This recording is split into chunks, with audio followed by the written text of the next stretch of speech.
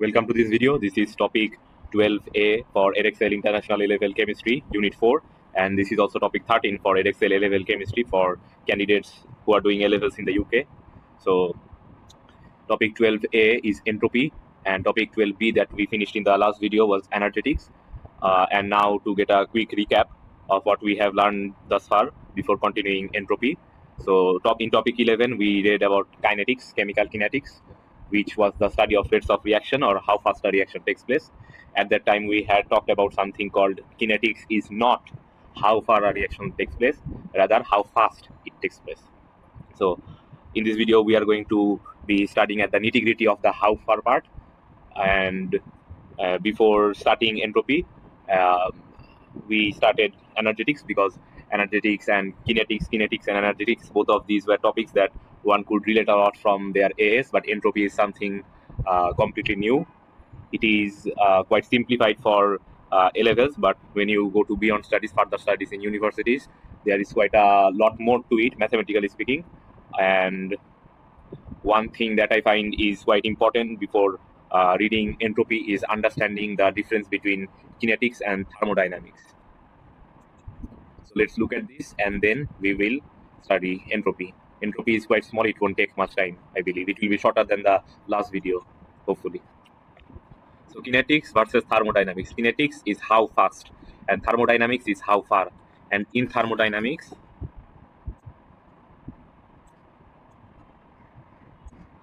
we got energetics, which is the study of energy transfers during a chemical reaction. We got entropy. I'll define that to you in terms of for a layman a little bit later in layman terms, and a bit of equilibrium. So these are the three topics under thermodynamics, and kinetics was just kinetics. So energetics is the study of chemical, not chemical energy. Energetics is the study of energy transfers during chemical reactions, and entropy is if I have to define it, as cliche as it sounds, entropy is just a measure of disorderness, randomness. This is entropy. This is how entropy is defined. But entropy change, not entropy change, and not any entropy change. Entropy change of the universe. We are going to define all of this. Entropy change of the universe. That is the main thing under thermodynamics. And what that does is it tells us whether a reaction can take place or not. So how far a reaction takes place, whether a reaction can take place at all or not, or if it takes place, how far will it take place. So a bit of entropy and equilibrium will be linked.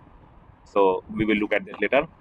So kinetics, thermodynamics, how fast, and this is basically how far or can a reaction take place in the first place.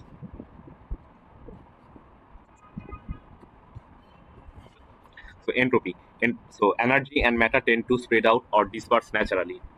So this is just a statement I can read to you, but to convince you that energy and matter actually want to disperse or spread out naturally, let's look at this. So second law of thermodynamics, this is a tidy room, very clean, and this is a very messy room. Things are here and there. Messy room, tidy room. Tidy room, messy room. So tidying up the room requires energy. But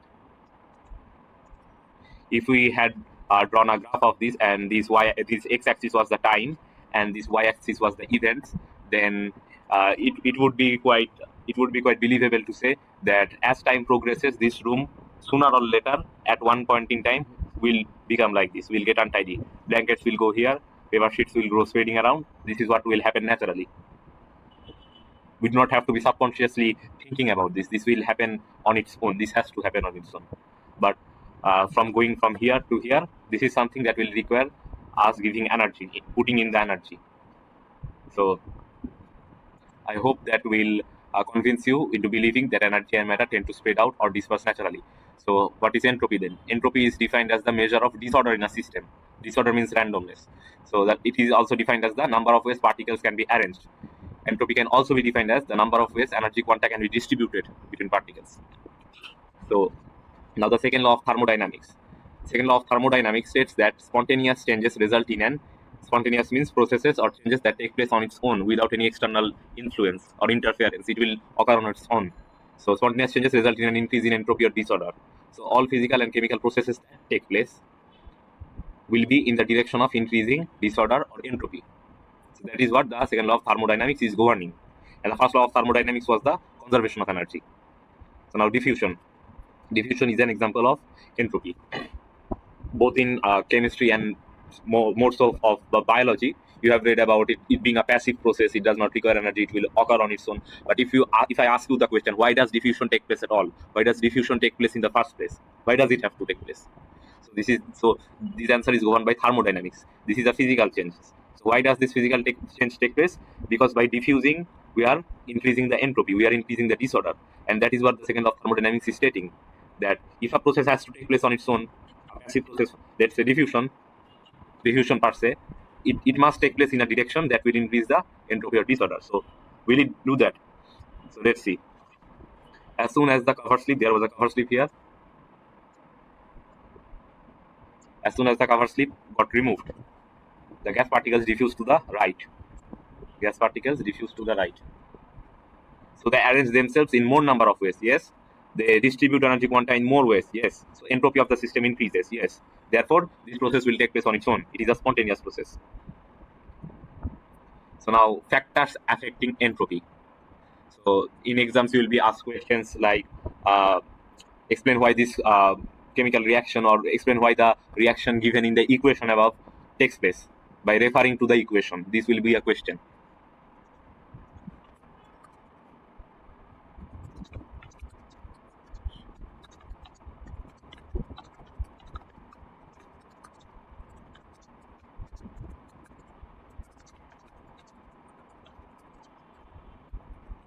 This will be for 3 marks. So this is a very common exam question, and probably the only important exam question from entropy. So to understand that, we have to know all of these factors that are affecting entropy. For now, just look at entropy. Later we will talk about entropy of system and of surroundings. But now let's just look at entropy. So for a process or reaction to be feasible and spontaneous are synonyms. Spontaneous and feasible both mean these things or these processes occur on their own. So for a process or chemical reaction to be feasible or spontaneous, the entropy change. So entropy is denoted by S. This is entropy. And if we put a delta in front, this is entropy change. It's really important you write the correct terms in exam. So the number of particles. So let's say we got 2 molecules of reactant A reacting and 5 molecules of reactant B. The number of particles, if product side has more moles, correction, more moles than the reactant side, then entropy increases. Because we got 2 molecules of reactant A and we are forming 5 molecules of reactant B. Therefore, we are increasing the number of particles. Therefore, if we increase the number of particles, there will be more ways of arranging the particles and there will be more ways of distributing energy quanta. Therefore, entropy will increase. State of matter. So, entropy of gas is greater than entropy of liquid, and entropy of liquid is greater than entropy of solid. So, state of matter affects entropy, is a factor affecting entropy. Therefore, it will be quite no-brainer to say temperature also affects entropy, because temperature affects state of matter. Changes in temperature will change the state of matter, if we know the melting and boiling temperatures for that matter. So this is a graph. It comes quite often in the exam. You will be asked to draw this graph, know the shapes. And one thing really important is entropy change in boiling point. This entropy change in boiling, this must be larger than this entropy. Therefore, the graph in actuality should look like this. This will be larger than this.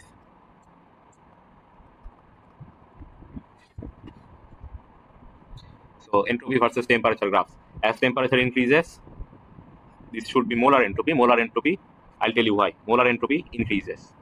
And when state change takes place, for example, melting, solid becomes liquid here. During state change, entropy increases.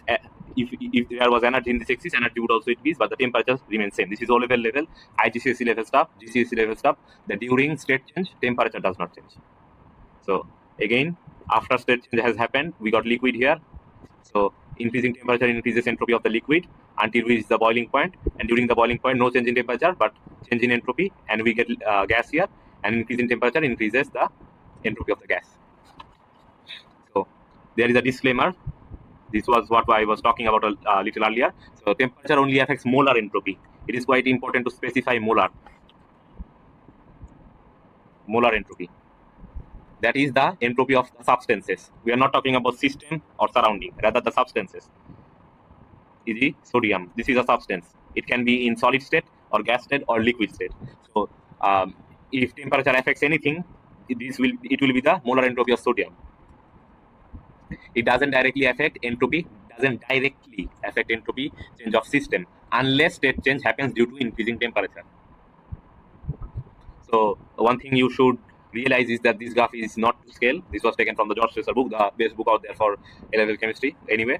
So temperature does not directly affect the entropy change of the system unless state change happens due to increasing temperature. So increasing temperature does increase entropy, but that increase is not significant. Even if it's significant, we assume it's not significant. We only assume it's significant only if state change takes place. Okay.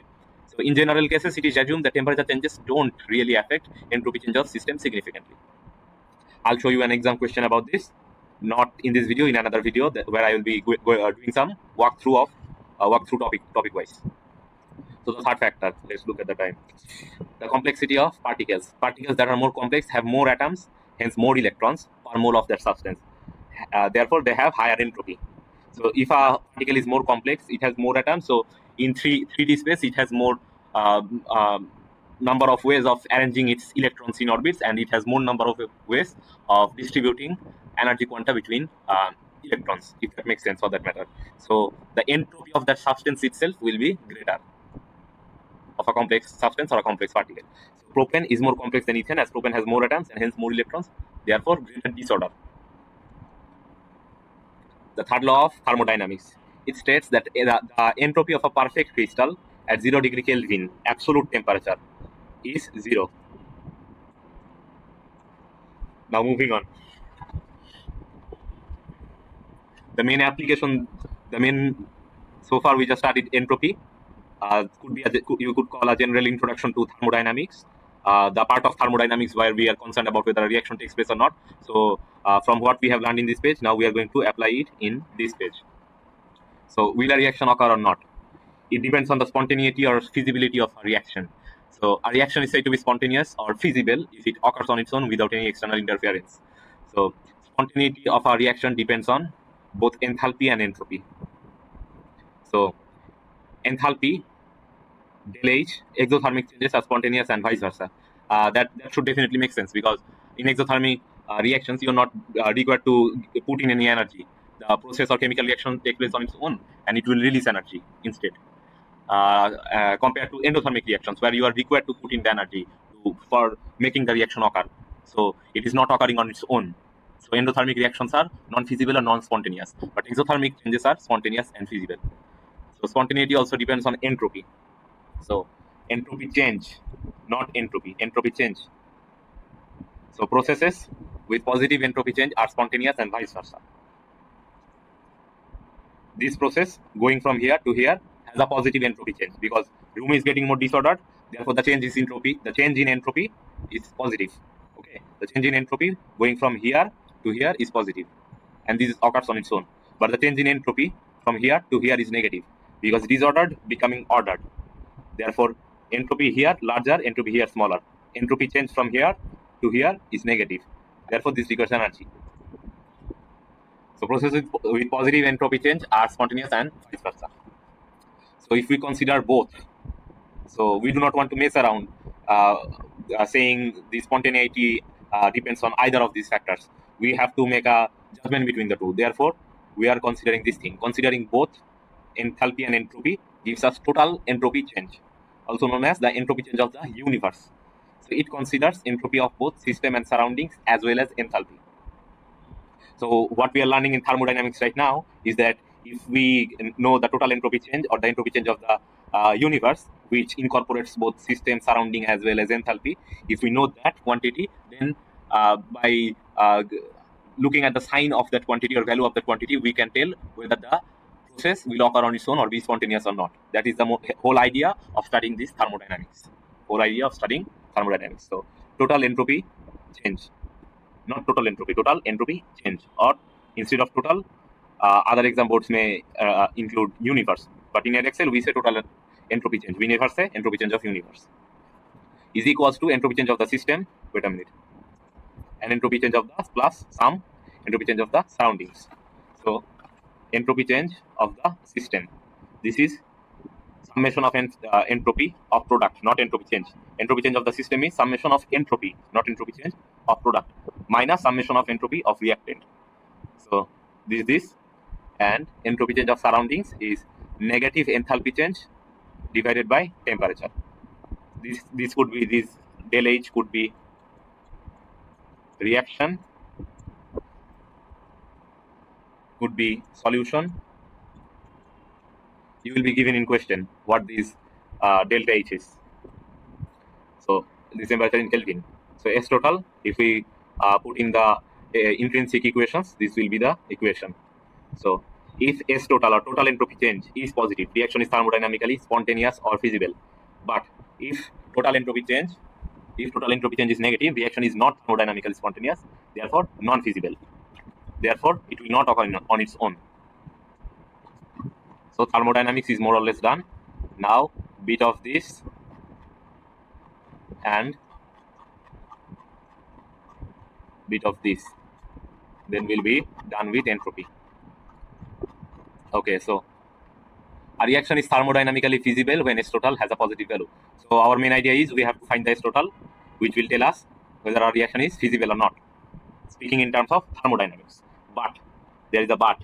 This tells us nothing about the rate of reaction. Even if how far is, yes, it will go that far. Even if we are told that it will go that far, we will not be told. It will not necessarily mean that it will go that far at a sustainable rate. So even if our process goes that far, even if our process goes to completion, it could still go to completion at a very slow enough rate to be effectively called not going far enough. So I hope I could make sense. So this it says a high activation energy may prevent a reaction from starting, or it may allow a reaction to start, but it will prevent a reaction from occurring at a suitable rate. So a high activation energy will mean a reaction occurs at a very slow rate. So a feasible reaction may not start at all due to high activation energy barrier. So in those cases, energy must be provided to start such reactions. For example, a spark. So in when a mixture of hydrogen and oxygen, we introduce a spark, we hear the squeaky pop sound. This is GCSE stuff, that hydrogen presence observation, squeaky pop sound. But in our atmosphere, in our room's air, hydrogen and oxygen are always present 24/7 all the time. But why do we not hear squeaky pop 24/7 all the time? Why do our rooms, or why do our ears not get bombarded with explosions 24/7? Is because of the fact that even though reaction between these two is thermodynamically feasible or spontaneous, but there is a high activation energy preventing them from reacting effectively. So we need to introduce a spark to overcome that activation energy barrier. And as they were, as their reaction was thermodynamically feasible anyway, so then they will react. Or heat or light. So light, visible or UV light, free radical reactions. AS level chemistry, unit 1. So now looking at stability and reaction feasibility, looking at the relationship between stability and reaction feasibility.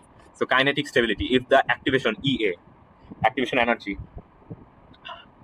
of a reaction is very high, the reactants are said to be kinetically stable or inert. So if vice versa, activation energy is very low, the reactants are said to be kinetically unstable. If that's confusing, look at this. Instability leads to reaction and stability resists reaction. So if activation energy is high, activation energy is high, reaction doesn't occur. So at a feasible rate. So reactants are said to be kinetically stable. So they are stable, they resist reaction. Vice versa. Thermodynamic stability. If total entropy change is negative, the reactants are thermodynamically stable. If total entropy change is negative, that means the reaction will not occur. It is not supposed to occur. It will require external interference. It will not occur on its own. So the reactants are stable. They are resisting the reaction. But if ΔStotal is positive, reactants are thermodynamically unstable. So instability leads to reaction, and ΔStotal positive means reaction will occur. Okay. Effect of temperature change on entropy change of system and entropy change of surrounding. These have been abbreviated here. So reason I told you we were going to look at this in much more detail later on here. So there is little or insignificant change in entropy change of system with changes in temperature unless there is a change in state of the molar entropy of the substance. So you will be given information in question if that happens. So if you're not given information such as data on melting temperature or data on boiling temperature of a substance, and not given the conditions that the reaction that is being described in the question, then if those data are not given, you could not possibly say that whether the changes in temperature will cause a state change or not. So unless there is a state change, we assume that the entropy change of system is not affected significantly. However, there are significant changes in entropy change of the surroundings with changes in temperature. If the surroundings are already hot, means air molecules in surroundings already have high kinetic energy, then the entropy increase is small, as the particles already have high disorder, blah blah blah. So conversely, if the surroundings are cold, meaning surrounding particles have low kinetic energy, then release of energy to the surroundings or will increase the entropy of those surrounding particles. So we are back. So for a spontaneous change, the total entropy change must be greater than or equal to 0, meaning it must be 0 or any positive value. So we had read positive here, but it can also be 0. So this is a quite common exam question. Probably one of the two different types of calculation from entropy. There are only two types of calculation present. So calculate the temperature at which the decomposition of calcium nitrate becomes feasible. Okay, so we are given this data system at which the decomposition, and this is the enthalpy change of reaction becomes feasible. Calculate the temperature at which. In exams, they could change of some words, and they could say calculate the minimum temperature at which. The answer will be the same. This is the same idea. So the answer is like this: the temperature that we are that we want to find is when the total entropy change is 0. That is when the reaction is feasible. So if ΔStotal is 0, ΔStotal is 0, then this 0, and rearranging and making T the subject, we can find the temperature at which, minimum temperature at which the decomposition reaction of calcium nitrate becomes feasible. Once we found this, we converted it into degrees Celsius. Now this is a very important graph, I would say. This has never appeared in exams before. Never came in exams. But it came as a mark scheme point in a much older paper, but it never came as an exam question. That means it is an open question for summer 2024. So Maxwell Boltzmann distribution of molecular energies at two different temperatures. So kind of a link between entropy and kinetics, because this graph belongs from kinetics. So at higher temperature T2, this is T2, the molecules have a much greater range of energy and so are more random or disordered. This leads to the following important conclusions. So T2 is higher than T1, and the curve shifts to the right and down. So by shifting to the right and down, we get a greater range of energy. The range of energy is, goes from, let's say here, both have energy at this range, but it still has energy here, but almost no energy for T1 here. So a greater range of energy. So ΔSsurroundings is positive for all exothermic reactions, and entropy change of surrounding is negative for all endothermic reactions, because ΔH for exothermic is negative, and negative means positive, while for endothermic ΔH is positive. Negative, positive, still negative.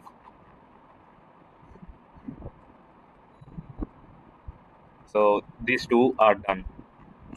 Then what I was talking about in the earlier part of the video, probably the start of the video, that under thermodynamics there is a link between energetics, entropy, and a bit of equilibrium. So we are looking at the equilibrium bit here. So link between total entropy change and equilibrium constant. The value of total entropy change also determines the extent of the reaction, how far. Total entropy change tells us whether a reaction takes place or not, and if it takes place, how far does it take place. So the more positive its value, the more the position of equilibrium will lie to the left, will lie to the right. The more positive the value of total entropy change, the more the position of equilibrium will lie to the right, to the product side, because total entropy change is equal to molar gas constant times natural log of K or ln K, and this K is the equilibrium constant, not the rate constant. So for an exothermic reaction, enthalpy change is negative, del H is negative. So entropy change of surroundings is always positive. True.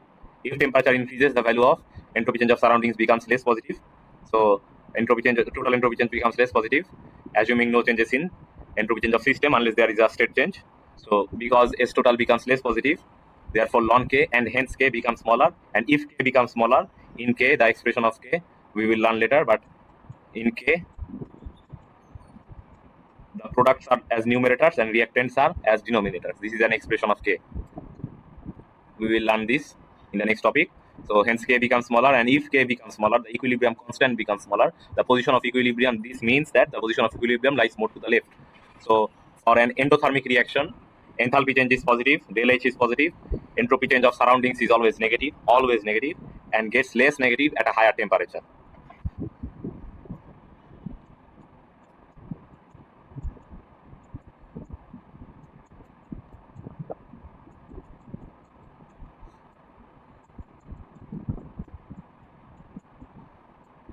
So if temperature increases, this thing becomes less negative.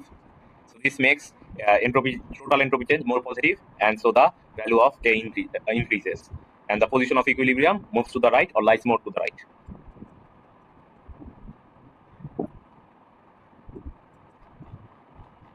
Now the last part for entropy, to put the final nail in the coffin. So the role of entropy in solubility. So we looked at how entropy and thermodynamics, for that matter, govern spontaneous reactions, passive reactions that do not require energy or external influence occurring on their own. So this is another example of a particular spontaneous reaction, a specific spontaneous reaction or process. So only exothermic processes are spontaneous or feasible, enthalpically speaking. We learned that already. But some ionic compounds with endothermic enthalpy change of solution still dissolves because they are entropically feasible. So even if we got an endothermic process occurring here, our entropy change of surrounding is negative. But if entropy change of system is more positive than this negative, then it will outweigh this, and total entropy change will be positive, making that process feasible. So this is the perfect example of whether when we have processes or reactions that are not enthalpically feasible, but they are still occurring. They are still occurring because what we said was, it is not enthalpy that is determining whether a reaction takes place or not. It is not also entropy. It is the total entropy change. So, and total entropy change includes enthalpy in itself. Okay. So even for a exothermic dissolving of a ionic compound, the total entropy change may be positive, and therefore the dissolving will be feasible. So ionic lattice has fixed ions entropy while dissolving. Yes, in the ionic lattice, ions are in fixed positions, but in solution, the ions are more mobile. They are more spread out. So more ways of distributing energy quanta, so entropy of system increases. Also, ionic solid breaks down into constituent ions, so the number of particles increases, increasing entropy of the system. Therefore, here we got 1 mole of sodium chloride lattice breaking down to form 1 mole of sodium aqueous ion and 1 mole of chloride aqueous ion. So 1 becomes 2. Okay, so the number of particles in the system increases. Therefore, more ways of arranging them, more ways of distributing energy quanta. So also entropy of water molecule decreases. Okay, even though this increase, but this decreases. And increase in this is much greater than this decrease. So entropy change of the system is positive, even though entropy change of the surrounding is negative, and this positive of the system is greater than the negative of the surrounding. So ΔStotal is positive and the dissolving is feasible. Entropy of water decreases as they arrange themselves more orderly around the ions. Yes, we did that in the topic 12A energetics and 12B energetics. So, and another thing to know is that the volume of water decreases as water molecules. Wait a minute. So water molecules arrange themselves more orderly around them. Therefore, the entropy of water molecules decreases or decreased. And the reason I include this statement here is because this appeared in an exam question. Let me prove. Look, this is the June 2014 R paper. So suggest why the addition of anhydrous calcium chloride to water. Look, this diagram appeared. Calcium chloride to water results in an increase in temperature and a decrease in volume. Volume of what? To water. So volume of water. So volume of water decreases as water molecules are packed more tightly and more orderly around the ions. Okay, so I basically copied the mark scheme from there and included it here. So during revisions or during reading these notes, this just builds up in your long-term memory. That makes it even more reasonable for you to buy these notes. Although this topic 12 notes is absolutely free. So last thing for today, however, for exothermic entropy change of solution, this should be actually del H. I made a mistake here because there is no entropy of solution. There is only entropy, total entropy, system entropy, surrounding entropy, total entropy. There is no such solution. That should have been enthalpy. However, for exothermic enthalpy change of solution, heat evolved raises the temperature of solvent water. Yes, for exothermic processes, heat energy is being released, and that heat energy raises the temperature of the surrounding, which is the solvent water, and so increases molar entropy. Okay. So even though entropy of water decreases due to more orderly arrangement around the ions, but entropy of the water could also increase by some little extent. So this is just some additional brainstorming stuff. So this concludes entropy. If you like this video, make sure to subscribe, share it with your friends who are sitting for the Jan 2024 or October 23, or most ideally summer 2024 candidates. Share it with them, subscribe, and see you in the next video on topic 13, equilibrium.